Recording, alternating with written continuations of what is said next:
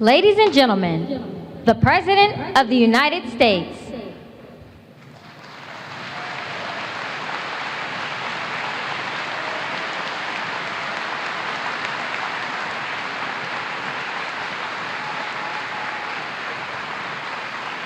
Good afternoon, everyone. Thank you, thank you, thank you. Friends, partners, Speaker Pelosi, members of Congress who've traveled here to represent the United States, and fellow leaders. It's an honor to once again participate in this critical summit. And I'd like to thank our host, President Sisi, for bringing us together at this pivotal moment. Thank you, Mr. President.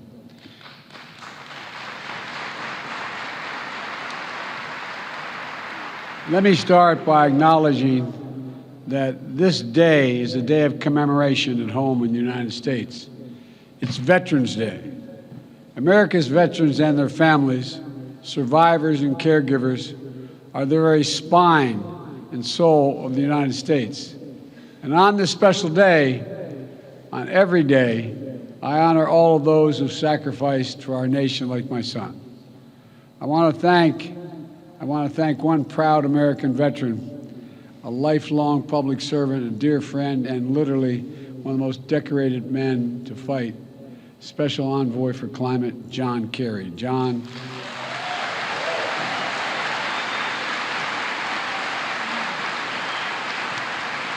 your commitment, your passion, your diplomatic expertise have been absolutely critical to delivering incredible progress on climate issues over the past 2 years. And I thank you, pal. I thank you for being my friend.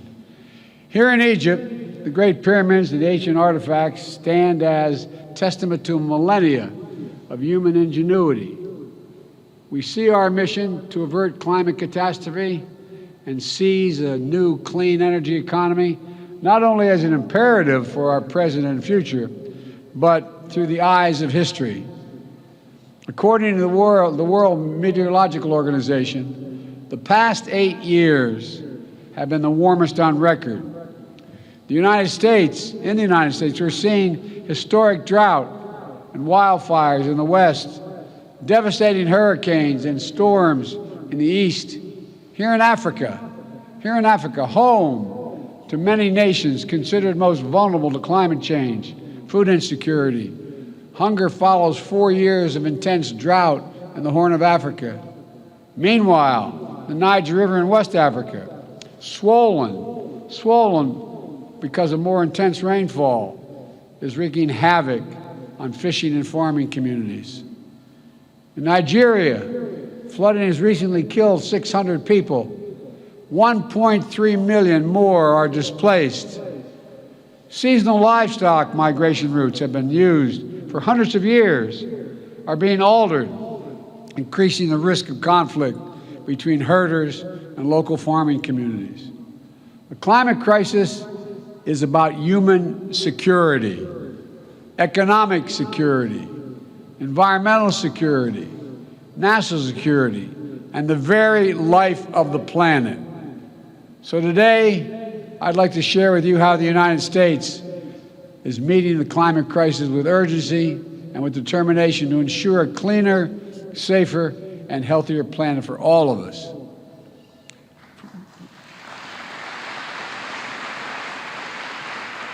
From my first days in office, my administration has led with a bold agenda to address the climate crisis and increase energy security at home and around the world. We immediately rejoined the Paris Agreement. We convened major climate summits and reestablished. I apologize we ever pulled out of the agreement. We established major economies forum to spur countries around the world to raise their climate ambitions. Last year at COP27 in Glasgow, the United States helped deliver critical commitments that will get 2/3 of the world's GDP on track to limit warming to 1.5 degrees Celsius. Over the past 2 years, the United States has delivered unprecedented progress at home. Through a generational investment in upgrading our nation's infrastructure, We're making our power grid better able to transmit clean energy, expanding public traffic, transit and rail, building nationwide network of electric vehicle charging stations, over 50,000. And this summer, the United States Congress passed, and I signed into law my proposal for the biggest, most important climate bill in the history of our country, the Inflation Reduction Act.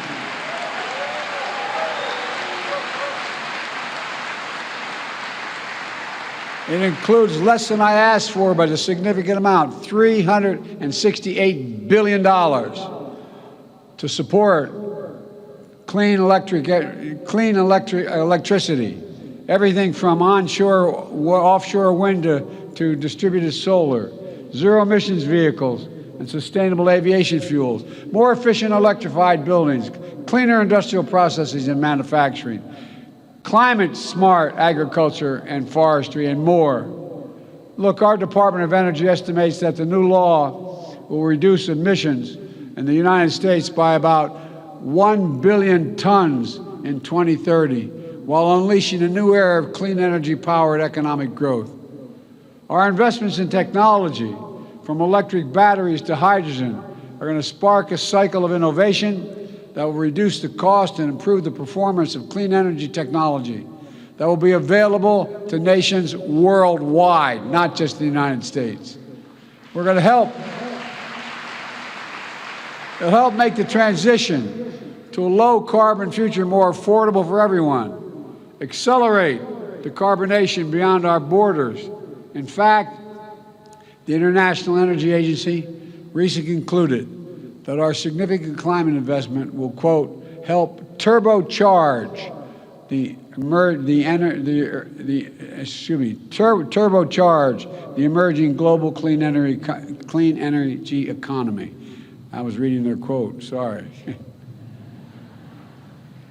It's going to shift the paradigm for the United States and the entire world. We also ratified the Kigali Amendment to rally the world in phasing down the production and consumption of HFCs, greenhouse gases, that are thousands of times more damaging than carbon dioxide. And just yesterday, the United States became the first government to require that our major federal suppliers disclose their emissions and climate risk and set targets for themselves that are aligned with the Paris Agreement.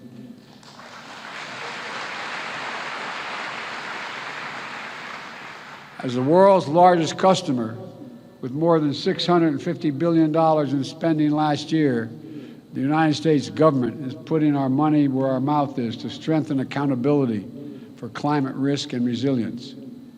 These critical steps are already locking in vital investments in our infrastructure, delivering lower costs for clean energy, spurring good-paying union jobs for American workers, and advancing environmental justice in our communities. Folks, we're proving that good climate policy is good economic policy.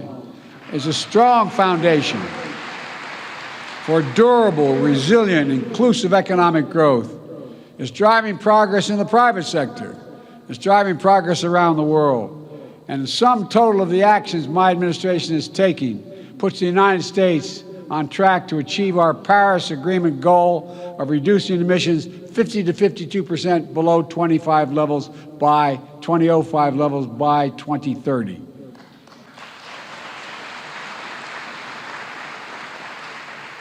Let me just take a moment to emphasize how meaningful it is that I can say that.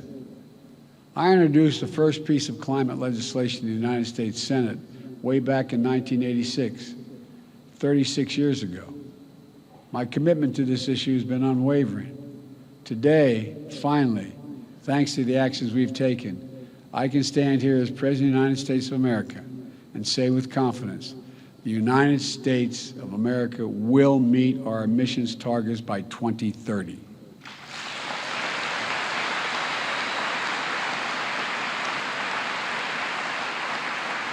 We're racing forward to do our part to avert the climate hell that the UN Secretary General so passionately warned about earlier this week. We're not ignoring harbingers that are already here. It's true, so many disasters, climate crisis is hitting hardest those countries and communities that have the fewest resources to respond and to recover. And that's why last year I committed to work with our Congress to quadruple U.S. support to climate finance and provide $11 billion annually by 2024, including $3 billion for adaption. That's why the Fund Emergency Plan for Adaptation and Resilience, PREPARE we call it, to help more than 500 million people in developing countries respond to climate change. We're already requested more than $2 billion for the PREPARE this year. I'm going to fight to see that this and our other climate objectives are fully funded. Today, as a down payment, we're announcing more than $150 million in initiatives that specifically support PREPARE's adaptation efforts throughout Africa, including Adaptation in Africa, effort that Egypt and the United States launched together in June. This includes support for expanding early warning systems to help cover Africa, broadening access to climate finance, providing disaster risk protection, strengthening food security, mobilizing the private sector, and supporting new training center in Egypt to accelerate adaptation across the efforts all across the continent. My administration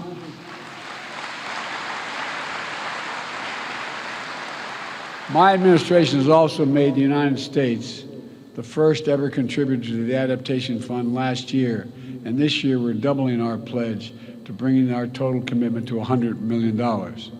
We're also making sure that every dollar we deliver goes as far as possible, unlocking larger pools of finance and the trillions in private investment we know that will be needed. Folks, we're also supporting the Global Shield, a G7 initiative to better protect vulnerable countries everywhere from climate-related losses and quickly respond to climate-related damages. And the G7-led Partnership for Global Infrastructure and Investment is working to meet the critical infrastructure needs in low and middle-income countries with specific focus on climate. The project we're facilitating is built on transparency, partnership, the protections for workers and the environment.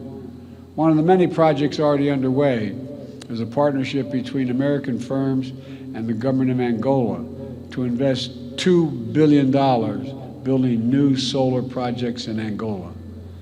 And everywhere, like everywhere in the world, climate adaptation in Africa is working toward energy transmissions that just means creating good jobs, spurring inclusive economic growth, and leaving no one behind as we implement the Sustainable Development Goals. Folks, now I know this has been a difficult few years. The interconnected challenges we face can feel all-consuming. And the upheaval we're seeing around the world, especially Russia's brutal attack against Ukraine, is exacerbating food shortages and energy spikes in cost, increasing volatility in those energy markets, driving up global inflation. Against this backdrop, it's more urgent than ever that we double down on our climate commitments. Russia's war only enhances the urgency of the need to transition the world off its dependence on fossil fuels. True energy security means that every nation is benefiting from clean, diversified energy future. No action can be taken without a nation understanding that it can use energy as a weapon and hold the global economy hostage. It must stop. And so this gathering must be the moment to recommit our future and our shared capacity to write a better story for the world. Let's build on our global climate progress, raising both our ambitions and the speed of our efforts. The science is devastatingly clear. We have to make vital progress by the end of this decade. And that's why the United States is rallying the world around climate game changers. I launched one such game changer last year in the European Commission President von der Leyen, the Global Methane Pledge. We started it with the EU and 8 other countries. In Glasgow, it grew to more than 100 countries. Now more than 130 countries have signed on to covering more than half of the global methane emissions. Methane is 80 times more potent than carbon, and it accounts for nearly half of the net warming we're experiencing now. So cutting methane by at least 30% by 2030 can be our best chance to keep within reach of 1.5 degrees Celsius target.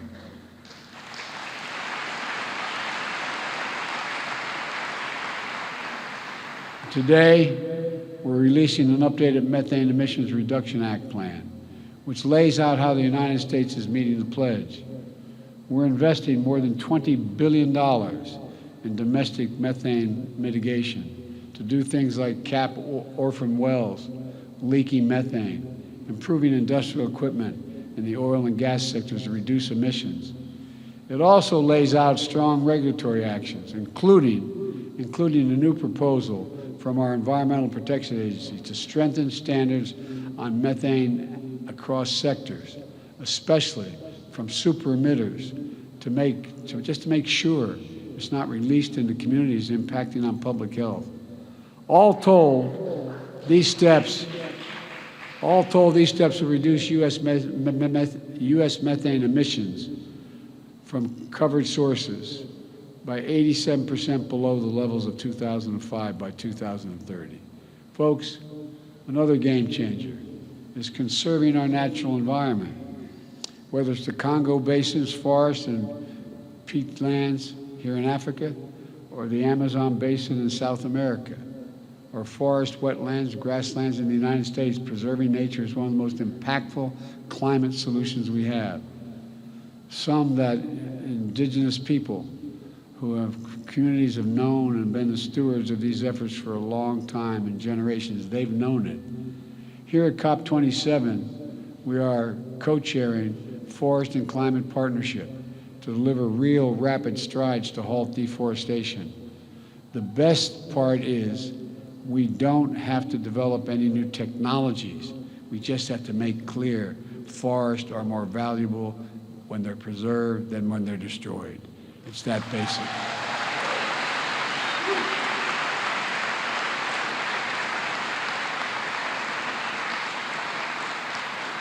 And those who are able should be chipping in to help those countries, in fact, preserve those great forests.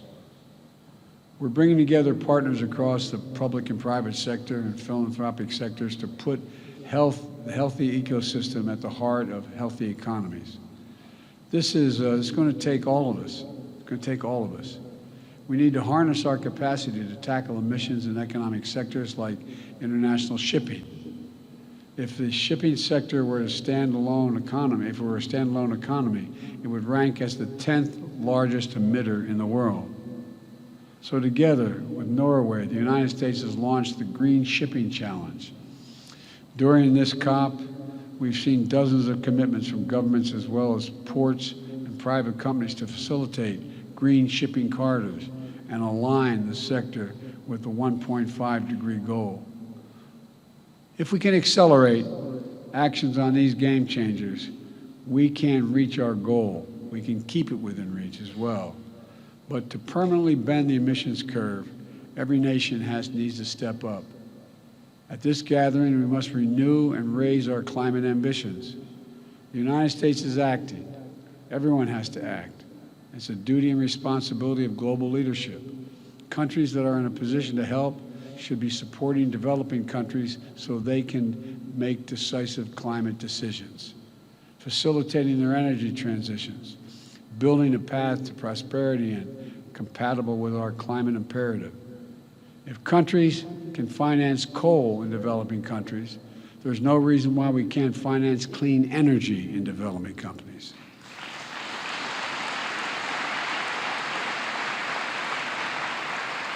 I'm pleased to announce today, alongside the European Union and Germany, a $500 million package to finance and facilitate Egypt's transition to clean energy.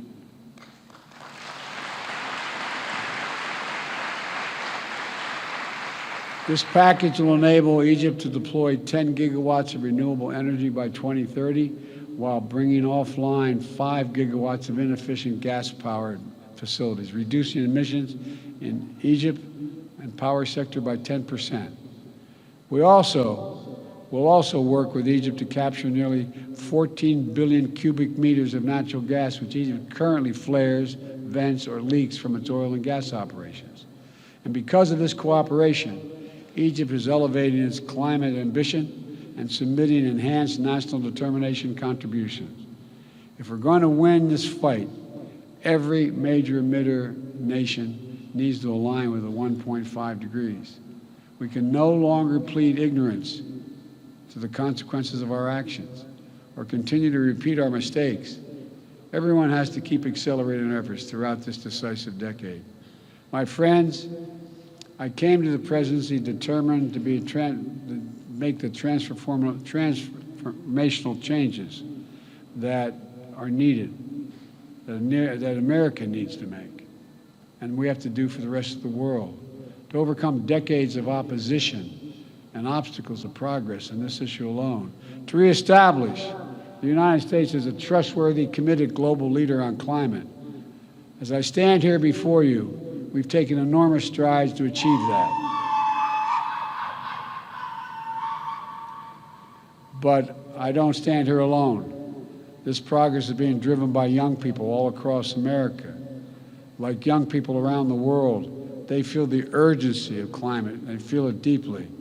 They're committed to these issues. They know the stakes, and that's their world we're creating. This is not to stand by and allow us to fail in this responsibility. We can't. That's why as I look out of all the things that we've accomplished, but so much more to do, I'm optimistic. For all the work that remains to be done, we have to put down significant markers of progress. The United States has taken enduring steps to meet our goals. We're delivering on our promise of leadership, and more of the world is standing with us. Though determined diplomacy is necessary, we're finding consensus, building understanding, and launching new approaches. And the inspiring passion of young people, civil society, climate activists, indigenous communities is literally galvanizing the world. Yes, the challenges we face are great, but our capacity is greater than the challenges. We must never doubt that. So let's reach out and take the future in our hands and make the world we wish to see and that we know we need. A planet preserved for generations to come. An economy powered by clean, diversified, secure energy sources. Opportunities unlocked through innovation and cooperation to deliver equitable, more prosperous, more stable, and more just world for our children. That's why we're here. That is what we're working toward. And we can do it together, I am confident. Thank you, thank you, thank you, and may God bless you all.